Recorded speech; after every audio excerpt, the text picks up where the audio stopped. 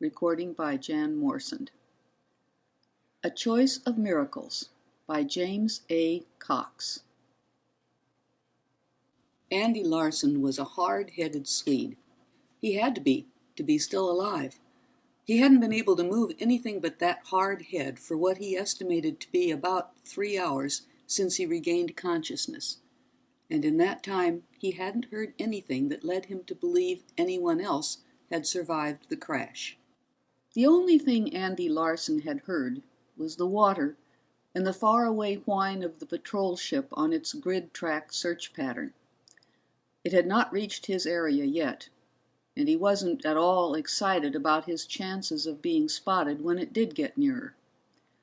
He could turn his head and he could see the tangled interlacing of tree branches and vines above and around him. He remembered, at the first moment of impact, just before the ship began to break apart, a tremendous geyser of mud and water. The picture was indelibly imprinted on his mind. He couldn't see the water now, but he could hear it. The litter he could see by twisting his head as far to the left as it would go, told him they had crash-landed on the water, a river by the sound of it, and had skipped drunkenly in something approximating flat stone fashion into the forest lining the river's bank. There had been no explosion and no fire. There was no wide swath cut through the trees, and therefore no reason why he should assume the patrol would spot him.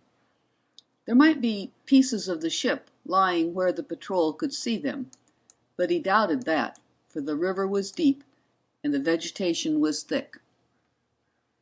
He strained his ears, not to hear if the patrol was approaching closer, but listening for the sound of life around him. This was his one hope, another survivor, and of necessity a mobile one. Someone to shout and wave, to climb a tree, to find an open space and build a fire, to light a flare, to do something, anything that would attract the patrol's attention. Andy Larson wasn't afraid of dying. He felt no panic, no agonies of conscience, remorse, or bitterness at the apparent inevitability of the prospect before him. But if he was not destined to die, he needed a miracle, or the assistance of that almost impossible, but only almost, survivor. And instead of praying for the miracle, he listened with all the hearing power at his command for the sound of human life.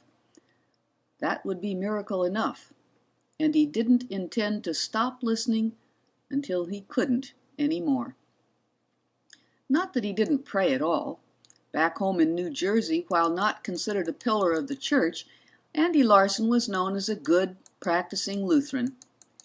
But it was doubtful if the Lutherans, or any other sect for that matter, had sent missionaries this high into the heavens yet. The misbegotten flight he had been on had been only the fourth to reach this strange little planet of Abernathy since its discovery by the good professor back in '92.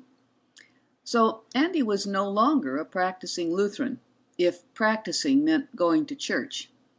But he had prayed more than once during the long outward journey, and he was praying now, while his ears strained for sounds and his eyes strained for movement, praying for himself, yes, but even more for his wife, and for someone he had never seen. He couldn't help being afraid for Elsie. He had been gone from home almost 7 months, and she had been rocked with morning sickness for the last 3 weeks before he left, moaning over her saltines, and begging him not to go, even though she knew he couldn't and would not back out. She was afraid of the unknown he was going into, and he was afraid of the unknown that awaited her. It was the first time for both unknowns, for both of them. In a little while he could stop straining his eyes. Greenish dusk was slipping into night. Soon his ears would have to do all the work. The thought of night-prowling creatures disturbed him somewhat. No one knew for sure yet what, if anything, lived in these thick, isolated jungles. Paralyzed as he was fair game. His choice of words in the thought brought a grimacing smile to his face. He tried once again, was it the 1,000th time yet? To move his arms, his legs, his hands, a finger, a toe. Earlier he had thought he was moving the big toe on his left foot, but he couldn't raise his head to see past the twisted bulk of metal that lay across him. The toe had nothing to rub upon to give it feeling, and there was absolutely no feeling between it and his head to give it any meaning anyhow. But it would have been a nice feeling just to know it was still there. He gave up the attempt when sweat beaded out on his forehead and went back to listening and praying. He was tempted to pray for the miracle now, for blackness blotted out even the pitiful remains of the ship, and the whine of the patrol had muted to a singing hum in the distance. The night turned cold and damp, but Andy Larson, in his sheathing of paralysis, didn't feel it. The loneliness was on him, the awesome loneliness of having to wait for death alone, with no warm hand to hold on to until the parting. He still felt no great fear or bitterness, only the loneliness and sadness. He would never know his son or daughter, would never know that it loved him, that he was the biggest thing in its life. And no, that was ugly. He would call it he. If he had a choice, a son it would be. He, his son, would never know his father, or how much his father wanted to love him. And Elsie, how lonely it would be for her. Her time must be getting close now, and she would be frightened. The doctor hadn't told her what he had told him, that she was too slight, definitely not built for childbearing. But she knew, and she would be brave, but frightened and alone. The hours of night trudged by. The few stars that peeped through the trees were no help in telling the time, and Andy had lost interest in it anyhow. It was night. It had been night for what seemed like years. The blackness around him proclaimed it would be night still for many more years. He dozed off and on, at times waking with a start, thinking he had heard something. For a few minutes he would listen intently, feverishly. But when nothing reached his ears but the little night sounds he had become accustomed to, he would sink back into the lethargy that weighed upon his eyelids. He wondered if he could be dying. He thought he was getting weaker, but how could he tell for sure? He could feel nothing. There was no pain, no muscular failure, no falling weakly to the ground. There were no muscles left, and he was on the ground already. It was a Herculean effort to keep his eyes open, to listen as he had vowed he would. But that might only be fatigue, the need for sleep, and shock. Of course, he had to be suffering from shock, and from exposure too. So, if he didn't die of starvation, and if some beast didn't devour him, and if whatever wounds and injuries he had didn't do him in, he would probably die anyhow from pneumonia. The thought was almost a comforting one. It took him off the hook, unburdened him of the need to worry about whether or not he lived. The thing was out of his hands, and no stubbornness on his part was going to do any good. He had prayed himself out before, prayed until the words of the prayers were nothing but imbecilic mutterings and mumblings, meaningless monosyllables swirling pointlessly and endlessly through his tired brain. The thing was out of his hands. He, Andy Larson, he gave up. He quit. He was nothing but a head that was hard and a body that was dead. What right did he have, thinking he had any control over what happened to him? He was incapable of doing anything himself. He had to wait until something happened to him. And he knew what was going to happen. So that's what he'd do. He'd just wait. He closed his eyes and saw Elsie, and before he realized he was going to do it, he was praying again, talking to God about Elsie, and then talking to Elsie about God, and then back to God again, and to Elsie again, and he knew he was crying because he could taste the tears, and he knew he was going to die because there wasn't anything else that could happen, and he knew suddenly that he was mortally afraid. He could not lay rigidly, tensely. There were no muscles to tighten. But the tension had to go somewhere. He felt a numbness creeping up the back of his neck, felt his eyes bulging as if they would burst, heard a roaring in his ears. He opened his mouth, gasping, trying to breathe deeply, the roaring in his ears reaching a crescendo and then breaking into a cold, sighing wind that loudened and softened with the regularity of a pulse beat. He didn't know if he was awake or sleeping, dozing or dreaming, dying or dead, but he heard Elsie. She was calling him. Over the cold, black nothingness that separated them, she was calling his name, her voice riding on the mournful wind, sighing in his ears. He could hear her. It was as simple as that. He still didn't know if he was dreaming or dead. He didn't care. She was calling to him, and he could hear, and although it wasn't the miracle he had wanted to pray for, still it was a miracle. He didn't question it. The comfort of hearing her voice after the terrible loneliness was enough. He didn't wonder how it could happen, didn't doubt that she could hear him answering her as he was doing now.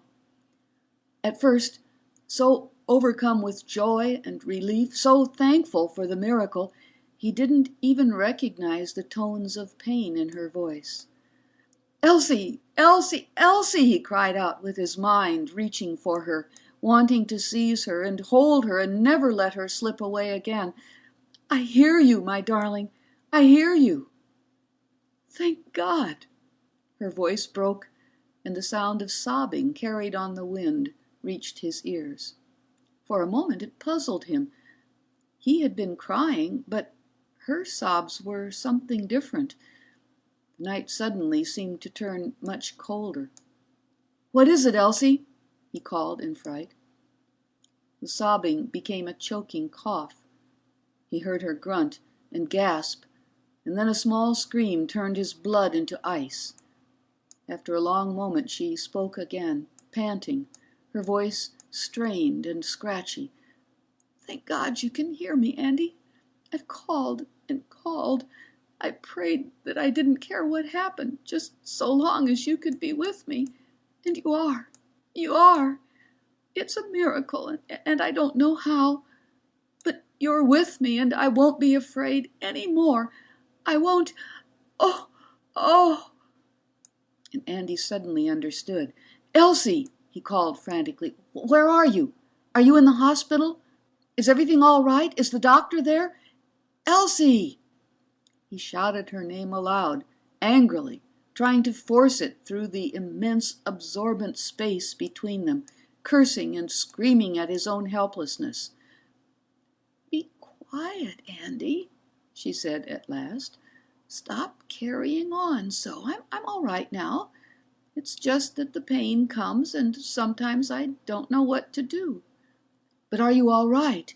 Did the doctor—" "Shh, Andy. Of course I'm all right. I'm in the labor room, and there are lots of nice people to take care of me. Dr. Bell says it's like this often with first babies. And since I'm smaller than I should be, that doesn't help any. But I'm going to be all right. You called me, though. You said you were afraid of something and prayed that— Oh, you know how big a sissy I can be sometimes, Andy.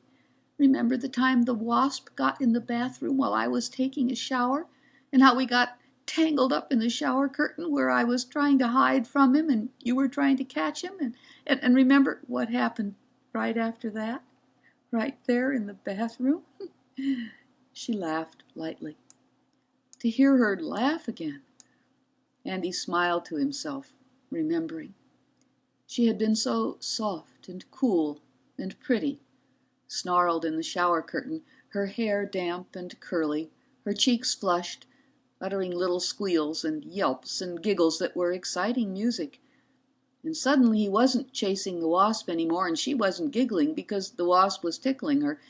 She had pulled his head under the shower, and he had gotten soaked anyway, so he climbed into the tub, and she helped pull off his clothes, and they soaped each other into a lather, and they rinsed, and they climbed out together, but they never got dried off, and they never got out of the bathroom, at least not for a long time. And oh, how her laugh had tinkled then, and how he loved her when she laughed. He thought of her laughing now, and a pain shot through his head. He tried to visualize her now as she laughed, the swollen, hurt-looking belly, the heavy breasts dragging her frail shoulders forward, the drawn, pinched look he knew must be between her eyes, as it was always when she felt unwell. He could visualize her this way, but not laughing. Then he heard her, and she wasn't laughing anymore, and her moans were needles, and her screams were knives. It lasted longer this time. It lasted so long he could taste the blood where his teeth had ground through his lip, although he couldn't remember the pain of doing it. She came back to him at last, groaning weakly, and they talked. He cheerfully for her sake, she bravely for his. They remembered things they had done together, good times, happy times. They talked of what they would do when he came home, and what they would call the baby. Andy Jr. if a boy, Elsie if a girl, or Karen, or Mary, or Kirsten, or maybe Hermione. And they laughed at that, and they laughed again at the thought of twins. But the laughs turned into gasps and cries of pain, and Elsie lay thrashing in the labor room of a hospital in New Jersey, and Andy lay rigidly, under a rigidity not of his own making, in a jungle far away. She came back to him and told him the doctors had had a consultation and had agreed to wait a little longer. She came back and told him they had decided they could not wait much longer and would have to undertake a cesarean. She came back and told him she had begged them to give her a little more time to try and do it herself, but she was afraid they were going to give her something to knock her out. She came and she went, but even when she was gone, she was never so far away that Andy could not hear her. He wanted to stop his ears to the hysterical outpourings, but he was helpless, and he hated himself for wanting to. When she came back the next time, with weakness turning her voice into a hoarse whisper, he begged her to take the drugs. But she wasn't listening to him. Andy, she said, listen to me, please, it's important. They've decided on the cesarean, and I haven't got much time. I've been thinking of the way we've been talking, and I think it happened because I needed you so much. That's how I got all the way to where you are. I needed you with me, with every part of me, and somehow part of me found you. But Andy, you must have needed me too. You must have needed me, Andy, or how did you get back to me? Despite the weakness of her voice, the fear in it rang out loudly. He tried to laugh and told her he was perfectly fine except for worry about her. He made up a story about lying on his bunk, sipping a cool lemonade and listening to soft music, trying to calm his nerves over the prospect of becoming a new father, and wondering where he would get the cigars to distribute to the boys. But she wouldn't believe him.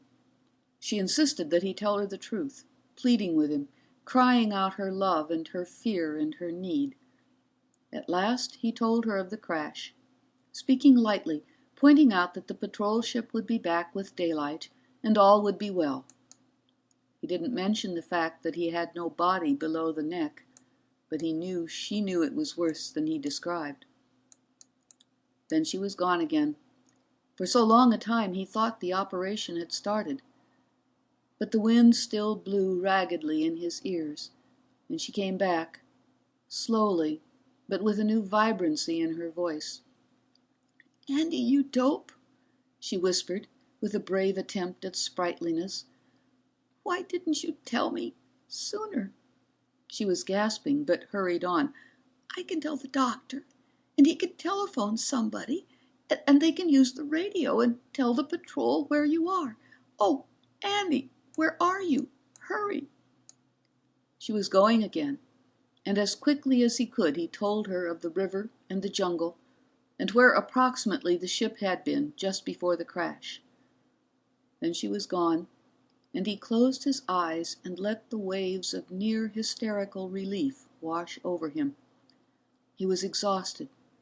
The strain of long concentration had drained his strength, but he could almost feel the nerve ends in his dead body tingling with the exhilaration that sang in his mind. It was the miracle he hadn't dared to pray for. It would be the greatest miracle ever performed, and he had almost lost it, almost killed it, almost thrown it away. But Elsie, he prayed feverishly now, thanking and praying for the miracle to really happen and for Elsie and his son to be all right.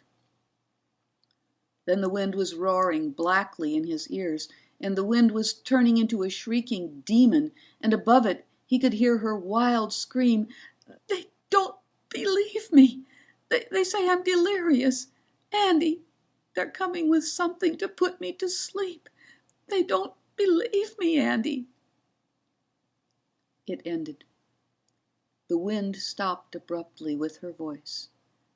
The only things Andy Larson could hear were the blood pounding in his head and the grating of insects singing their last to the approaching dawn. It was all over, and he closed his eyes to the lightening sky. It was all over. The miracle was dead. The miracle never was. He was dead. He never was. Elsie. He rocked his head back and forth, wanting to cry, to curse, and shout out his hatred of life, but nothing would come out. Nothing was left. It was all over. He lay under his memorial, a junk pile of twisted metal, inching his way toward death, the abortion of an abortive miracle, alone, tearless, wifeless, sonless, helpless. A faint hum drifted to his ears. He looked up, wondering that the dawn had come so soon. The sky was brilliant with light, but still he could not see the patrol ship, knew that it couldn't see him, no matter how close the hum got. The hum came closer and closer, grew louder, and then he heard her soft laugh, and the hum faded away. "Andy, aren't you coming?" He stared at the sky, his eyes bulging, his tongue swollen in his throat. He couldn't see anything, the light was so bright. He thought he must be dreaming. He had heard that people had strange visions when they were dying, but her voice sounded so real. "Don't worry, honey," she said softly. "Everything is all right now. Come on, we're waiting." He strained his eyes to see, and the phrase, "we're waiting," struck him just as the other voice let out a cry. "What?" he mumbled stupidly, happily, afraid to believe. She laughed again, and little pieces of glittering silver tinkled through the gold of the sky. "I guess we'll have to call him Andy after his father. He was a slowpoke too." She was there beside him now, or he was beside her. He didn't know which, for he was suddenly free of the lead weight that had held him down. He had the sensation of floating lightly through the air. But they were together, and she was radiant, and he was happier than he had ever thought he could be, even though she couldn't put her arms around him as he wanted her, because her arms were full of his son. His arms weren't full, only his eyes and his throat and his heart, and he put them around her, holding her tightly. The baby howled a protest, and Elsie laughed her wonderful laugh again. He has a good voice, Andy, don't you think? A lovely voice, Andy agreed, and his own voice sounded to him as if he were singing. End of A Choice of Miracles by James A. Cox. Recording by Jan Morsand, Eugene, Oregon.